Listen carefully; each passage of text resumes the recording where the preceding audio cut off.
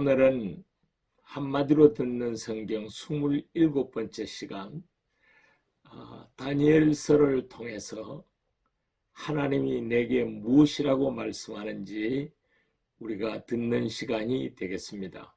본문 말씀은 다니엘서 12장 3절입니다. 지혜 있는 자는 궁창의 빛과 같이 빛날 것이요 많은 사람을 옳은 대로 돌아오게 한 자는 별과 같이 영원히 빛나리라. 그렇게 말씀했습니다. 다니엘서의 저자는 다니엘 선지자 이름을 따서 다니엘서라고 했고요. 다니엘이란 이름은 하나님은 나의 심판자이십니다 하는 그런 뜻입니다. 유대가 바벨론에 망하게 되죠. 그래서 그 망한 때부터 파사왕 고레스 때까지의 일을 BC 530년경에 다니엘 선지자가 정리해서 집필한 것으로 이해하게 됩니다. 16살에 나라가 망하고 바벨론의 포로로 끌려가서 거기서 자라서 결국은 총리까지 되죠. 그런데 특별히 이 하나님의 말씀까지 대언하는 믿음의 사람이었습니다. 그래서 하나님이 그를 대언자로 세웠죠. 나라가 망하고 포로가 된 유대인들에게 하나님이 역사의 주관자이시기 때문에 절망할 필요가 없고 다시 하나님께서 새 소망을 주시고 회복을 주실 것이라는 위로와 비전을 주는 말씀드립니다. 이런 내용이 바로 다니엘서인데요. 이 다니엘서를 멀리서 숲으로 이렇게 보면 한마디로 뭐라고 표현할 수 있을까요? 그것은 하나님께서 나를 얼마나 사랑하는지, 또 하나님이 택한 백성을 얼마나 하나님이 사랑하는가를 보여주는 그런 말씀입니다. 오늘 첫째로 하나님은 지혜 있는 자는 궁창의 빛과 같이 빛날 것이요 라고 말씀합니다. 여러분, 지혜 있는 자가 누굽니까? 하나님이 나를 지혜롭게 하셔서 빛처럼 환하게 비치게 해주신 것입니다. 누가 지혜 있는 자입니까? 하나님을 알고 만나고 믿고 하나님의 자녀가 돼서 하나님하고 영원히 살 수 있는 사람이 참 지혜자죠. 사람은 그 누구도 자기 뜻과 자기 노력, 자기 행위로 구원을 받지 못하고 제사함을 받지 못하고 영원히 살 수가 없는 것입니다. 오직 믿음으로 하나님의 용서를 받고 그 다음에 하나님의 자녀가 되어서 하나님과 영원히 살도록 하나님께서 그렇게 은혜를 베푸셨어요. 이것이 얼마나 놀라운 지혜입니까? 세상에서 몇천 년을 살고 모든 걸 다 가졌다고 해도 그 끝이 아무것도 아니고 성경에서 말하는 멸망과 지옥이라고 하면 인생은 의미가 없는 것이고 참 부자, 참 지혜자가 바로 세상에 그 어떤 것도 아니라는 거죠. 오직 믿음이 바로 지혜가 되는 것입니다. 그래서 하나님을 경외하는 것이 지혜의 근본이라고 했습니다. 하나님은 다니엘을 그 어려운 시기에 이렇게 믿음의 용사로 만들어서 별과 같이 지금까지 빛나고 있잖아요. 그 어두운 시대에 총리가 되어서 세계를 밝히는 빛된 그런 사람을 하나님이 만드셨잖아요.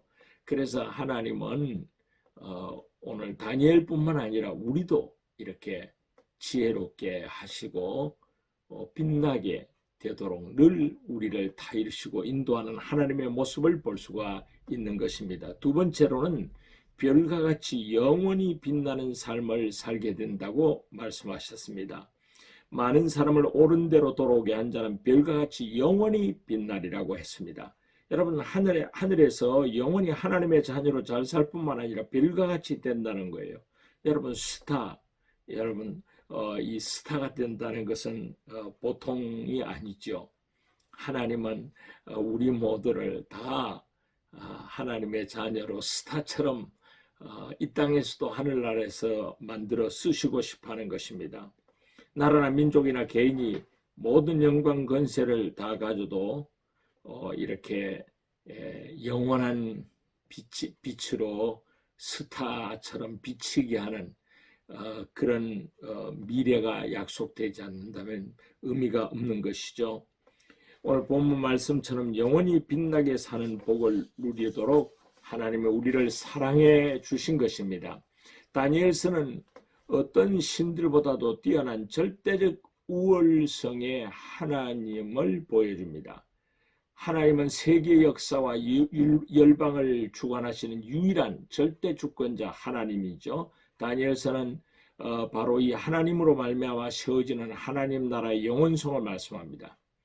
다니엘서에서 나오는 이 2장 34절의 거대한 돌이라든지 또 7장의 건세받은 인자라든지 또 풀무불이나 사자굴 속에서 같이 하셔서 지켜주셨던 이 모든 기적과 역사는 오늘 주 예수 그리스도의 현현과 그리고 예수 그리스도의 구원의 역사를 우리에게 보여주는 모형이라고 볼 수가 있는 거죠. 여러분, 사자굴에 집어넣는데 그 굶주린 사자가 밤새 입이 열리지 않아요. 쳐다만 보고 몸을 움직이지 않습니다. 여러분, 그 굶주린 사자떼들이 어떻게 사람을 보고 다니엘이 머리카락 하나 손상하지 않았다고 했어요. 하나님이 우리 주님이 그곳에 오셔서 네가 이렇게 사자에게 물어뜯기면 안 돼. 네가 이렇게 여기서 환난을 이기지 못하면 안 돼. 그래서 주님은 바로 그 사자굴에까지 오셔서 사랑하는 자를 안으시고 건져주시는 것이죠.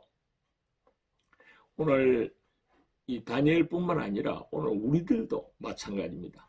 어려운 일을 당할 때 주님께서 우리와 같이 해주시고 우리를 그 어려운 위기 속에서 얼마나 건져주셨는지요.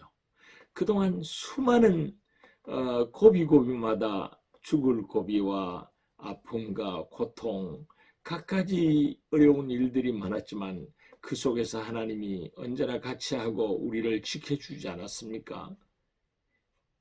풀무불에 들어가서 그 용광로 그 샘물 속에 사람이 들어가면 다 녹아버려요. 근데 이 다니엘의 세 친구를 집어넣었는데 그 속에 나중에 보니까 녹지 않고 그 샘물 속으로 같이 뛰어다니는데 세 사람을 지었는데 네 사람이에요. 한 사람 누굽니까? 바로 그리스도의 구원자 그리스도의 모형입니다. 그리스도의 현현이죠.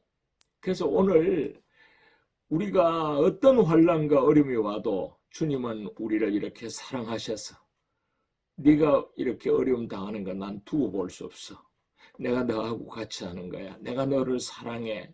그러면서 하나님께서 그렇게 수없이 우리를 지키시고 인도하신 것이에요. 우리는 때때로 모르고 그냥 지나갈 때도 있지만 알고 보면 주님께서 그렇게 우리를 얼마나 어려운 위기 속에서 지키고 인도하셨는지 모르는 것입니다. 그래서 하나님은 이와 같이 우리를 사랑하는 거예요. 다니엘서가 한마디로 뭐라고 말씀하느냐? 옛날 다니엘서만 다니엘서가 아니고 바로 지금도 하나님께서 다니엘을 지켜주듯이 유대민족을 회복시키듯이 하나님의 백성 그리고 하나님의 자녀인 우리를 하나님은 그렇게 사랑하시고 언제나 돌봐주신다는 거예요. 그래서 나보다 나를 더 사랑해 주시는 주님이라고 고백할 수밖에 없어요. 주는 그리스도시요 살아계신 하나님의 아들. 이분만이 오직 모든 인간의 주권자이고 역사의 주권자가 되는 것입니다. 여러분, 우리가 일제의 나라를 빼앗겼잖아요. 36년 동안 다 뺏겼어요. 얼마나 고통을 당했습니까? 여러분,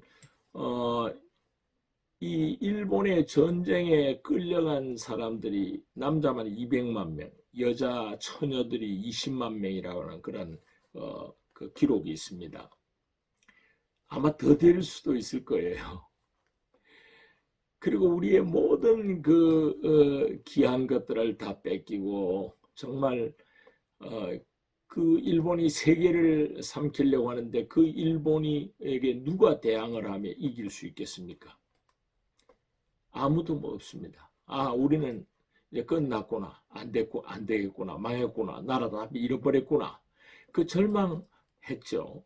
그런데 여러분, 일본이 역사의 주관자가 아니에요. 일본 천황이 항복하고 우리가 강복될 줄 누가 알았겠습니까? 이것은 아무리 한 개인이나 한 나라가 역사의 주관자처럼 꾼다고 해도 하나님이 주관자로서 역사를 섭리하고 심판하고 주장하는 거예요. 그래서 오늘 우리가 이제 참 큰일 났다, 우리나라 다 끝났다, 이런 사람도 많이 있고, 코로나 때문에 우리가 다 이제 큰일 났다, 이렇게 절망하는 사람도 많습니다. 그러나 여러분, 저는 그렇게 보지 않습니다. 왜냐하면 우리를 사랑하는 주님은 사자굴에서도 지켜주시고, 그 거대한 제국 바벨론도 결국은 유대를 멸망시킨 뒤에 70년이 되지 않아서 저 파사의 고레스한테 망하고 말았잖아요. 그 역사의 주관자는 하나님이세요. 그래서 오늘 우리는 이 다니엘서를 통해서 옛날 그때의 유대와 다니엘을 사랑하던 주님은 오늘 우리에게도 똑같이 그 사랑, 그 은혜를 주시는, 하나님 나를 그렇게 사랑하세요? 하나님 저를 그렇게도 좋아하세요? 그렇습니다. 하나님은 우리 각자를 우리 친어머니보다도 더 사랑해주고 계시죠. 주 예수 그리스도는 십자가에 죽기까지 우리를 사랑하셨잖아요. 죽기까지 사랑한 주님은 지금도 우리를 사랑하고 계세요. 그래서 다니엘서를 한마디로 말하면 옛날에 다니엘과 그 친구들과 유대민족을 사랑했던 그 주님이 오늘 우리도 똑같이 사랑하고 계신다는 거예요. 하나님의 이 사랑을 다니엘은 이렇게 하나님 사랑을 받았구나, 그 옛날 얘기가 아니고 그보다도 더 우리를 사랑하시고 지금까지 지켜주시고 앞으로도 지켜주시고 인도하실 주님을 우리는 이 다니엘서를 통해서 보게 되는 것이죠. 그래서 다니엘서를 읽을 때마다 이 다니엘서 속에서 하나님이 나를 사랑하는 그 사랑을 날마다 발견하고 체험하고 누리기를 주의 이름으로 축복합니다.